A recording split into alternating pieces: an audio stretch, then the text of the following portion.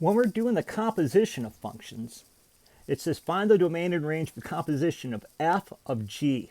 Well, really what that means is I'm going to take my function for f, I'm going to replace my x with the function g of x, and I'm going to get my answer.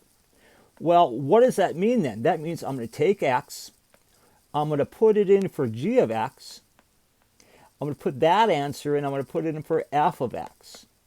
So I'm going to work myself inside out. So I'm going to start here with g. So I'm going to start here with my function g. Notice my function 1 goes to 7. Now this is just a mapping, so it's not really a rule.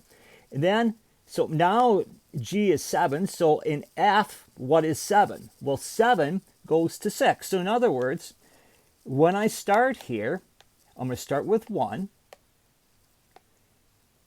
And I'm going to end up at 6. Now look at my second number, 2. I'm going to start with 2. That's going to go to 2.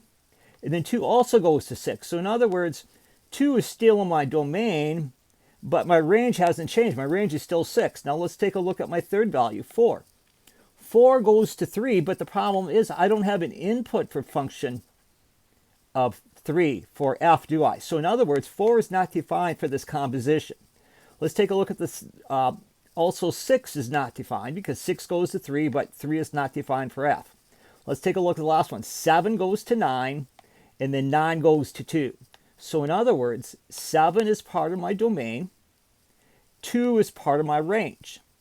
And so now to write my domain and range, I'm going to say, oh, my domain is the set containing 1, 2, and 7, because those 3 are defined. My range is going to be 2 and 6. And that's it, because that's where we end up our answer at.